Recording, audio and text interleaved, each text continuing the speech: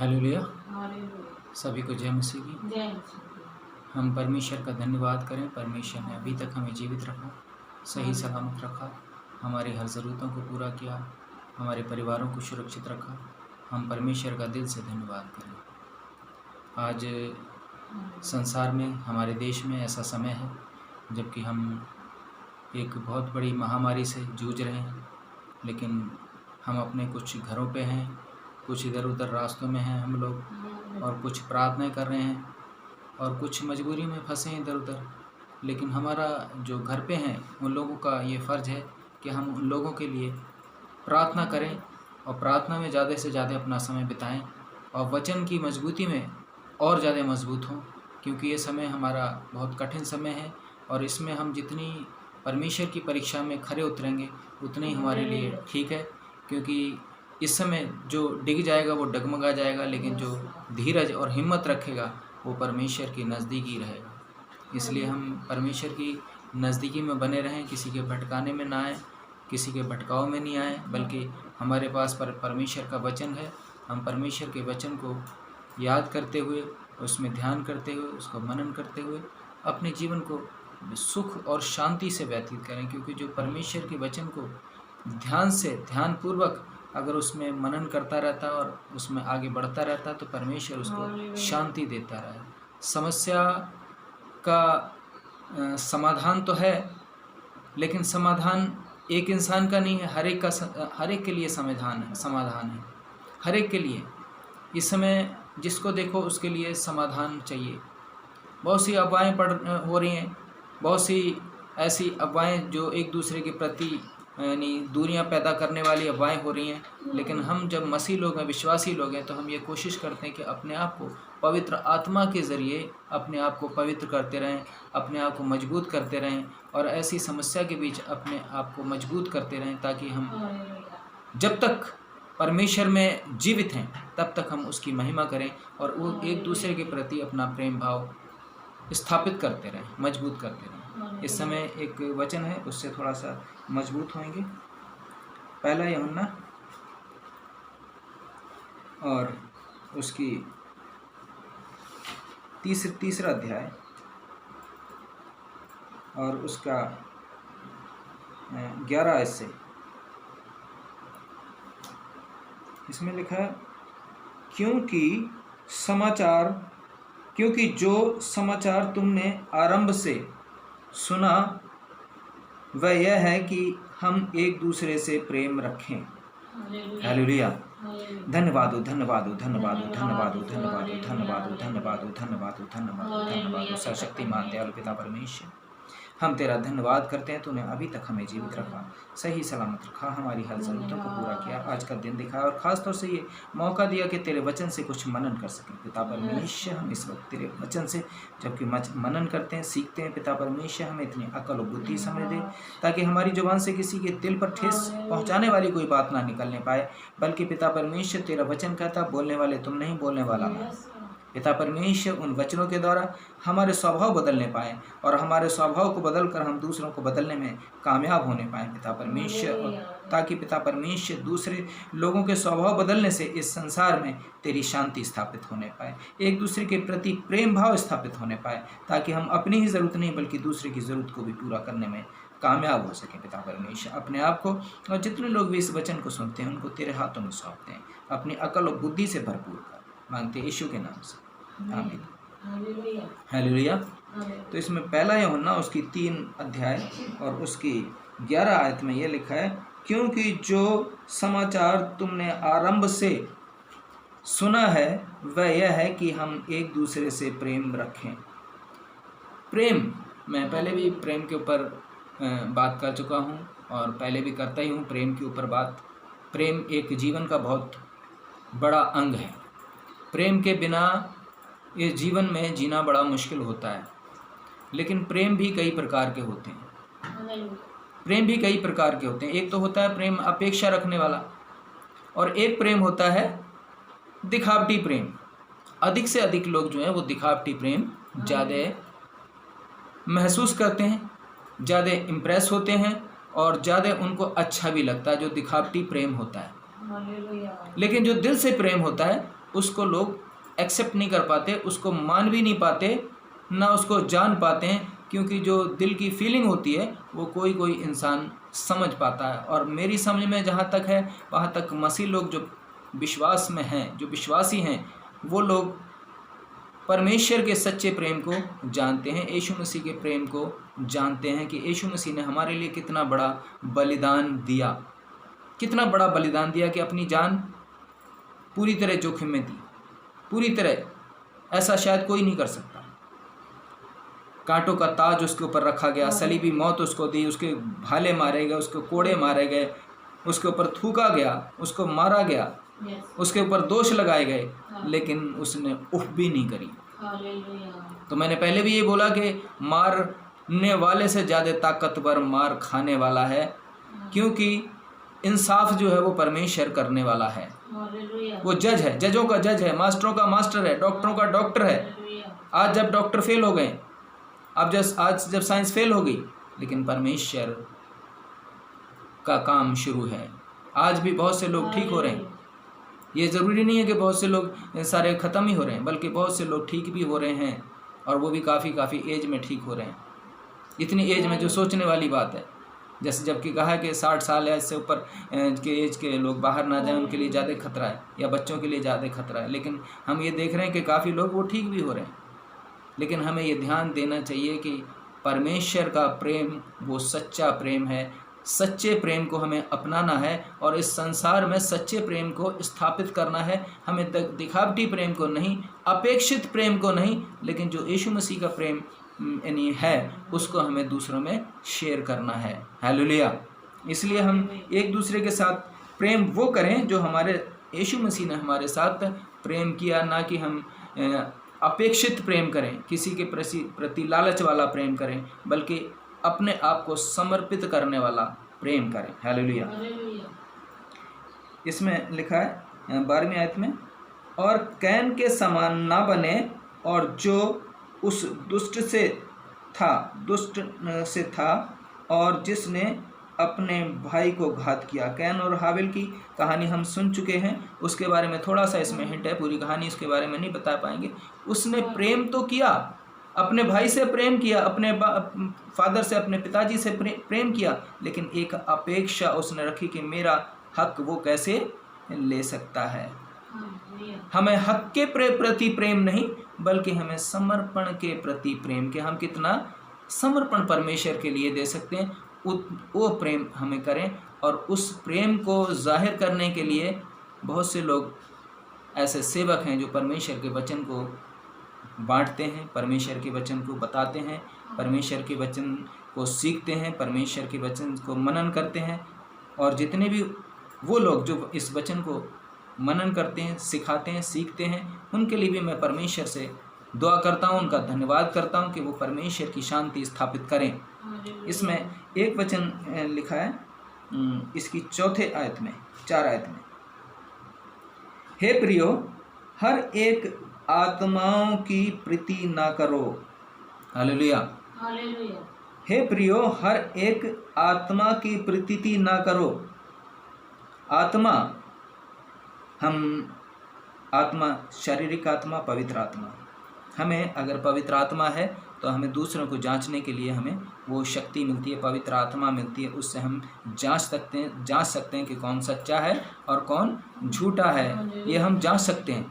अगर हमारे अंदर फॉर्मेलिटी नहीं है, हमारे अंदर स्वार्थ नहीं है, हमारे अंदर लालच नहीं है, हम सिर्फ चंगाई के लिए नहीं जा रहे हैं, हम वचन को सीखने के लिए जा रहे हैं, तब हम उन आत्माओं को जान सकते हैं। उससे सिर्फ हम चंगाई के लिए अगर जा रहे हैं तो हम आत्मा को नहीं परख सकते हैं। इसलिए हमें ये चीज़ को ध्यान रखना कि हमें चंगाई के साथ साथ वचन को भी सीखना है। इसमें लिखा, वरन आत्माओं को परखो कि वे परमेश्वर की ओर से है कि नहीं, कि वो परमेश्वर की ओर से हैं कि नहीं। ये हमें परखना है कि परमेश्वर की ओर से है कि नहीं, या शैतान की ओर से, क्योंकि शैतान भी परमेश्वर की तुलना में पूरी मजबूती रखता है, वो बराबरी करता है। और बहुत से लोग परमेश्वर ही की स्तुति करने लग जाते हैं और बहुत से लोग शैतान की स्तुति करते हैं। हमें ये देखना है कि हम शैतान की स्तुति कर रहे हैं वो लोग, कि परमेश्वर की स्तुति कर रहे हैं। हमें ये तुलना भी देखनी है। तुलना करनी है परमेश्वर, वो कैसे कर सकते हैं हम? पवित्र आत्मा के जरिए, जब पवित्र आत्मा हमें मिलेगी। हालेलुया। क्योंकि बहुत से झूठे भविष्यवक्ता जगत में निकल खड़े हुए हैं। हालेलुया। इस जगत में बहुत से झूठे भविष्यवक्ता निकल चुके हैं। ये नए नियम में कई बार लिखा हुआ है और यहाँ पर भी ये थोड़ा सा ये आ गया। हमें ये चीज़ को देखना है कि हम किसी को अपना जो इंसान है उसके लिए अपना जीवन समर्पित ना करें, बल्कि हम परमेश्वर को अपना जीवन समर्पित करें और परमेश्वर के वचन को सीखकर अपने आप को मजबूत करने की कोशिश करें। क्योंकि इस संसार में बहुत से लोगों की ज़रूरत है, क्योंकि बहुत से लोग भटके हुए हैं। उनको सिखाने को, उनको बताने के लिए बहुत से लोगों की ज़रूरत है। हम लोग क्या करते हैं कि हम जो एक इंसान जो चल रहा है ना, उसी के पीछे सब, चाहे वो गलत चल रहा है चाहे गलत चल रहा है, उसी के पीछे सब चलना शुरू कर देते हैं। यहाँ तक कि जो विश्वासी जो सेवक होते हैं वो भी उन्हीं के पीछे चलना शुरू कर देते हैं, और अपने वचन को छोड़कर कि लोग सब उसकी इज्जत कर रहे हैं, सब उसको मान रहे हैं, तो उसी के पीछे चल देते हैं। परमेश्वर के पीछे कोई नहीं चलता। हमें ये देखना है कि हम परमेश्वर के पीछे चल रहे हैं कि उस इंसान के पीछे चल रहे हैं या उस शैतान के पीछे चल रहे हैं। हमें ये ध्यान देने की ज़रूरत है। इसलिए हमें आत्मा की परख बहुत ज़रूरी है। इसलिए झूठे भविष्यवक्ता जगत में निकल खड़े हुए हैं। दूसरे आयत में लिखा, परमेश्वर का आत्मा तुम इस रीति से पहचान सकते हो। परमेश्वर का आत्मा तुम इस रीति से पहचान सकते हो। जो आत्मा मान लेती है कि यीशु मसीह शरीर में होकर आया है, वह परमेश्वर की ओर से है।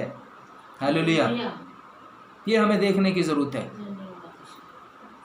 परमेश्वर ने अपने बेटे को, यीशु मसीह को भेजा, हमारे लिए कुर्बानी दी, और जो इंसान परमेश्वर को, यीशु मसीह को जान लेता है, उसके स्वभाव में चलता है। जैसे मैंने बोला कि मुझे भी फिलिपियों 2:5 में जैसे लिखा, मसीह यीशु का स्वभाव था वैसा तुम्हारा भी स्वभाव। मैं ये कई बार जब भी वचन देता हूँ तो मैं बोलता हूँ कि जैसा मसीह यीशु का स्वभाव था वैसा तुम्हारा भी स्वभाव हो। मुझे इस वचन से बहुत ही ज़्यादा प्रेरणा मिली है, बहुत ही ज़्यादा, यानी मैं इम्प्रेस हुआ हूँ, बहुत ही ज़्यादा मजबूत हुआ हूँ। और यीशु मसीह ने 7वें आयत में लिखा है, उसने अपने आप को पूरी तरह शून्य कर दिया, बिल्कुल ज़ीरो, शून्य कर दिया।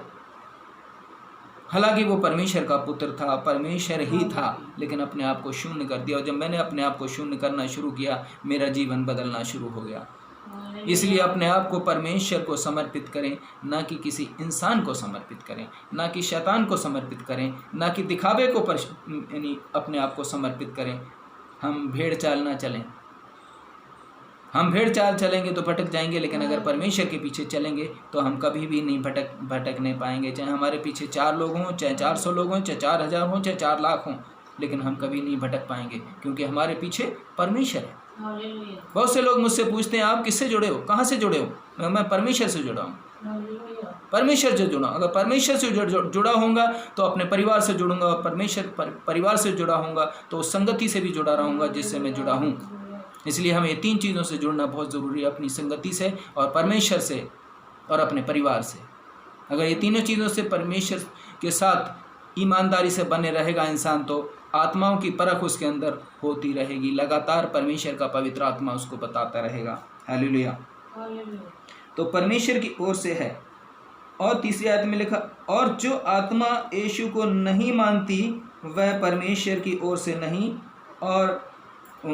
और वही तो मसीह के विरोधी की आत्मा है।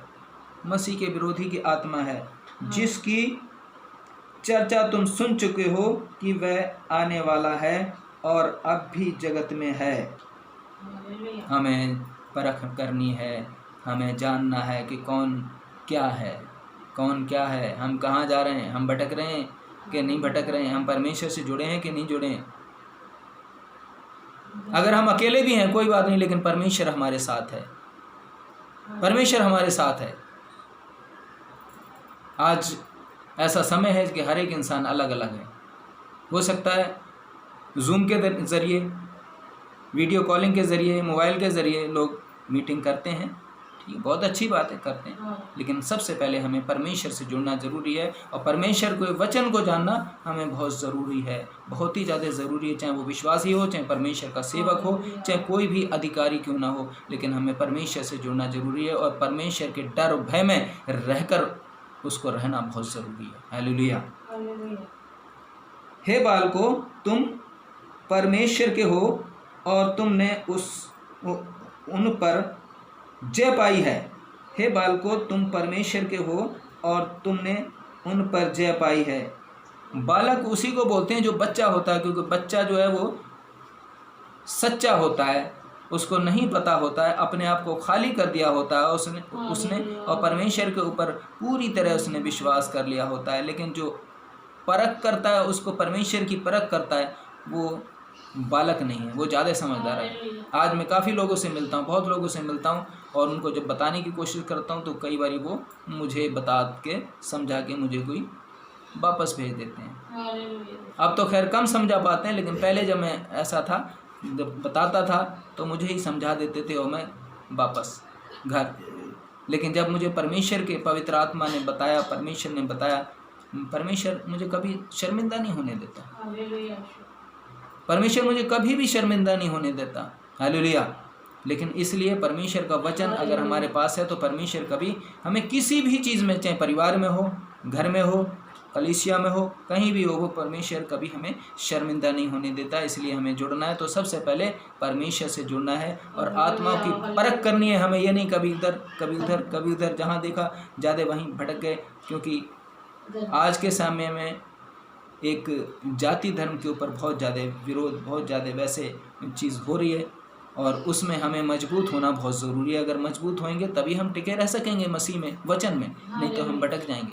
बहुत सी ऐसी खबरें मिलने को मिलती हैं फेसबुक पे, यूट्यूब पे, बहुत सी ऐसी खबरें हमें देखने को मिलती हैं। उसमें बाकायदा इंटरव्यू लेते हैं कि आपको कितने पैसे मिले, क्रिश्चियन बनने के कितने पैसे मिले। लेकिन क्या सच है, क्या सच नहीं है, ये परमेश्वर जानता है। लेकिन अफवाहें फैलाने में लोग कमी नहीं करते हैं। तो हमें अफवाहों में नहीं पढ़ना है, बल्कि हमें वचन में बढ़ना है। हमें अफवाहों में नहीं पढ़ना है, हमें वचन में बढ़ना है। और जब वचन में बढ़ेंगे तो हम अफवाहों से सामना कर सकते हैं और परमेश्वर की इच्छा को पूरा कर सकते हैं। हालेलुया। हे बालकों, तुम परमेश्वर के हो और तुमने उन पर जय पाई है, क्योंकि जो तुम में है वह उससे जो संसार में है बड़ा है। हालेलुया। जो संसार में है उससे बड़ा है। हमें इस चीज़ की चिंता करने वाली बात नहीं कि हमारे साथ कोई बड़ा अधिकारी है, नहीं है। हमारे साथ सबसे बड़ा अधिकारी जो परमेश्वर है वो हमारे साथ है। हालेलुया। हमारे साथ वो अधिकारी है पवित्र आत्मा, जो हर वक्त हमारे साथ है, कहीं भी। हालेलुया। तो जब वो हमारे साथ है, जो संसार में है उससे बड़ा है, तो हमें कभी डरने की ज़रूरत ही नहीं है, हमें शर्मिंदा होने की ज़रूरत ही नहीं है। कभी भी हमें किसी चीज़ में शर्मिंदा होने की ज़रूरत नहीं है। लेकिन लोगों का अधिकतर यही मानना है कि जहाँ सारे तो वहाँ हम, और जहाँ कोई नहीं वहाँ कोई नहीं। इसलिए हमें ये ध्यान रखना है कि हमें सबसे पहले परमेश्वर से जुड़ना है, परमेश्वर के वचन से जुड़ना है, परमेश्वर के वचन को पहले पढ़ना है, ध्यान करना है। बहुत से लोग ऐसे हैं जो वचन को ले लेते हैं। नए नियम बहुत सारे मैंने दिए और जो लोग रखे उन्होंने वो रखे हैं, लेकिन जिन्होंने पढ़े उनका जीवन बदल गया। हालेलुया। उनका जीवन बदल गया, चाहे वो किसी भी संगति में जाए, कहीं भी जाए, लेकिन जीवन बदल गया। और जीवन बदलना ही हमारा धर्म बनाना है, जीवन बदलना, मन का परिवर्तन, यही हमारा सच्चा उद्देश्य है। ना कि हमें हिंदू मुसलमान के चक्कर में पढ़ना है, क्रिश्चियन के चक्कर में पढ़ना है, हमें इसके चक्कर में नहीं पढ़ना, बल्कि हमें अपने मन को बदलना, अपने यानी स्वभाव को बदलना, अपनी आदतों को बदलना, गलत संगति से बदलना, इस चीज़ का हमें खास ध्यान यानी रखना होता है। वो हमारा सच्चा धर्म है। ये नहीं कि हम चर्च में तो जाते हैं लेकिन शाम को ठेके में भी जाते हैं, वो गलत नहीं। क्योंकि फिर बच्चों से भी लड़ते हैं, क्योंकि हम फिर जब परमेश्वर से नहीं जुड़े तो हम संसार की गलत आदतों में जुड़े हुए हैं। और वचन कहता है कि संसार में रहो लेकिन संसार के ना बनो। लेकिन ये चीज़ें गलत चीज़ें, गलत नशे, गलत चीज़ें ये संसार से जुड़ी हुई हैं। इसलिए हमें गलत चीज़ों से मन फेर कर, मन को बदल कर फिर हमें परमेश्वर से जुड़ना है और परमेश्वर के वचन को पढ़ते रहना, ताकि हमें दिन प्रतिदिन हमारा स्वभाव बदलता जाए। और इब्रानियों की किताब में लिखा हो भी है कि तुम्हारा दिन पर दिन अंश अंश करके तुम्हारा यानी जीवन बदलता जाए। हालेलुया। वे संसार के हैं, इस कारण वे संसार की बातें बोलते हैं। वे संसार के हैं, इस कारण वे संसार की बातें बोलते हैं और संसार उनकी सुनता है। हालेलुया। अधिकतर हम इंसानों को खुश करने के लिए बातें करते हैं। अधिकतर हमारे अंदर ये देखा गया। हम परमेश्वर को खुश करने के लिए बातें नहीं करते। बहुत से अधिकतर यही बातें हमें दिखे कि हम इंसान को खुश करने की कोशिश करते हैं कि इंसान कैसे खुश हो जाए और फिर हमारा काम पूरा हो जाए। लेकिन मैं आपको ये बताना चाहता हूँ कि हमें इंसान को खुश करने की इतनी ज़रूरत नहीं है कि जितना हमें परमेश्वर को खुश करने की ज़रूरत है। अगर परमेश्वर खुश होगा तो उस इंसान का मन अपने आप बदल जाएगा, जिस इंसान को आप खुश करने की कोशिश कर रहे हो। हालेलुया। परमेश्वर उसको बदलेगा। इसलिए हम अपने आप को छोटा बड़ा विश्वासी पास्टर सेवक ये ना समझें, बल्कि हम ये सोचें कि हम परमेश्वर के चुने हुए हैं, क्योंकि बुलाए हुए तो बहुत हैं लेकिन चुने हुए बहुत कम हैं। हम परमेश्वर के हैं। जो परमेश्वर को जानता है वह हमारी सुनता है।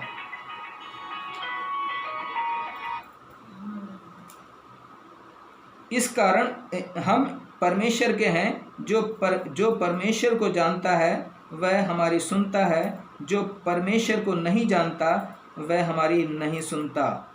इसलिए हमें ये चिंता करने की बात नहीं है कि हमारी कोई सुनता है या नहीं सुनता, बल्कि परमेश्वर ही बदलने वाला है। इसलिए वह हमारी सुनता है जो परमेश्वर को जानता है।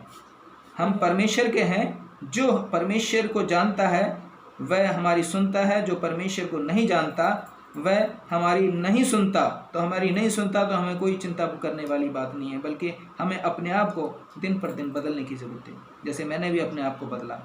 बहुत सी कमियां मेरे अंदर थीं पहले, बहुत सी कमियां। उनमें बदलते अभी भी शायद काफ़ी कमियां हैं। और हम अगर देखें दूसरे के अंदर भी, तो हम ये चीज़ को ध्यान दें कि उसकी अच्छाइयों को निकालने की कोशिश करें, ना कि उसकी बुराइयों को निकालने की कोशिश करें। हालेलुया। मैं बुराई किसी की भी नहीं कर रहा हूँ, ना कभी करता हूँ, और जो थोड़ी बहुत पहले थी भी वो भी मैंने ख़त्म कर दी, क्योंकि बुराई बुराई को बढ़ावा देना है। इसलिए हमें बुराई किसी की नहीं करनी, बल्कि परमेश्वर की भलाई करनी है, परमेश्वर की तारीफ़ करनी है, परमेश्वर की प्रशंसा करनी है और परमेश्वर से प्रार्थना करनी है, और ख़ास तौर से ऐसे समय पर प्रार्थना करनी है। इस प्रकार हम सत्य की आत्मा नहीं, सत्य की आत्मा, परमेश्वर की पवित्र आत्मा और भ्रम की आत्मा को पहचान लेते हैं। हालेलुया। इसलिए हम भ्रम में ना पड़ें, असमंजस में ना पड़ें, भटके ना, बल्कि हम परमेश्वर में मजबूत हों। परमेश्वर इस वचन से मुझे आपको सभी को आशीष दे। हालेलुया।